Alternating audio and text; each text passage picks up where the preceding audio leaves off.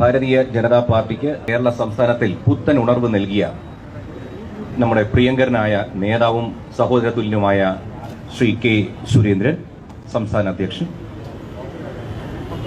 ഒരു കാലത്ത് മാധ്യമപ്രവർത്തകനായിരുന്ന ഞാനും ദൂരദർശനിലെ വാർത്ത വായിച്ചിരുന്ന കാലത്ത് ഇത്രയും ചാനലുകളില്ല.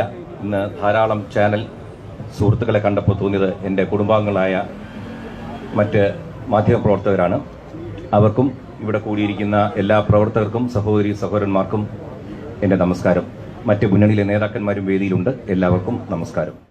അധികം സംസാരിക്കുന്നില്ല, കാരണം എല്ലാവരും തിരക്കുള്ളവരാണ്. അതിനാൽ ഒന്നേ പറയാനുള്ളൂ, തിരുവനന്തപുരം കോർപ്പറേഷൻ നമ്മൾ ജയിക്കും, നമ്മൾ ഭരിക്കും.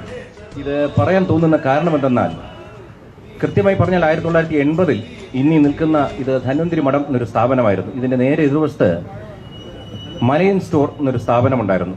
അവിടെ 4 സഹോദരന്മാരുണ്ടായിരുന്നു. അതിൽ 2 പേർ എൻ്റെ അച്ഛൻ്റെ സുഹൃത്തുക്കളായിരുന്നു.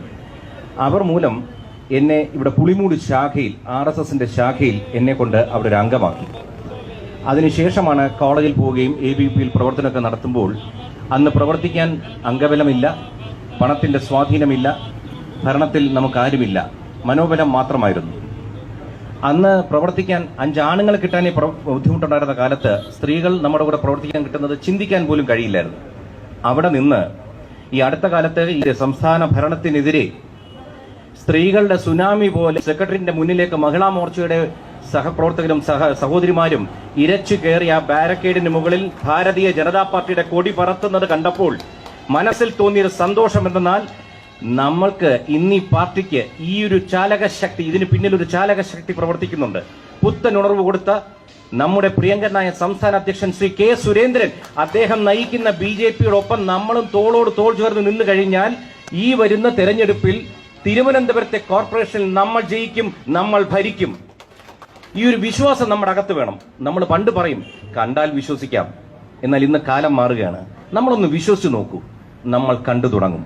അതുകൊണ്ട് അധികം സംസാരിക്കുന്നില്ല. നമ്മൾ ഒത്തൊരുമിച്ച് പ്രവർത്തിച്ചാൽ, ഇതിനകത്ത് ചെറിയൊരു കാര്യം വെച്ചാൽ, മീഡിയ സഹോദരന്മാർ ഇത്രയും നമുക്ക് സഹകരിച്ച് തരുമ്പോൾ നമ്മൾ ചെറുതായിട്ടൊന്ന് സോഷ്യൽ മീഡിയ കൂടെ ഒന്നുകൂടി സഹകരിച്ചാൽ, കാരണം ഇപ്പൊ നമ്മൾ കണ്ടു ബീഹാറിലും മറ്റു സ്ഥലത്തൊക്കെ 100ഓളം സീറ്റുകൾ 10,000 വോട്ട് 500 വോട്ടിന് താഴെയാണ്.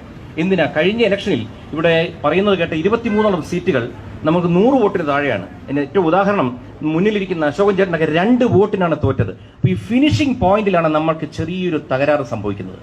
അപ്പൊ ഇപ്പൊ തന്നെ ഇവിടെ ഇരിക്കുന്ന എല്ലാവരുടെയും കയ്യിൽ ഒരു മൊബൈൽ ഉണ്ടാവും, അല്ലെങ്കിൽ എന്തെങ്കിലുമൊക്കെ നമ്മുടെ ഫോട്ടോ എടുക്കാനുള്ള ഇതുണ്ട്.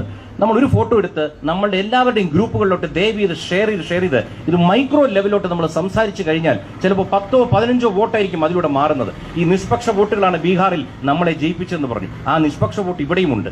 അപ്പോൾ ഈ പറഞ്ഞ എല്ലാ ശക്തികളുടെയും കൂടെ നമ്മൾ സാധാരണക്കാരും കൂടി ചേർന്ന് ഒന്ന് പ്രവർത്തിച്ചു കഴിഞ്ഞാൽ, ഒന്ന് ഊർജിതമായി പ്രവർത്തിച്ചാൽ നമ്മൾ ജയിക്കും, നമ്മൾ ഭരിക്കും. സ്വാമിയേ ശരണമയ്യപ്പ. നന്ദി. ബഹുമാനായിട്ടുള്ള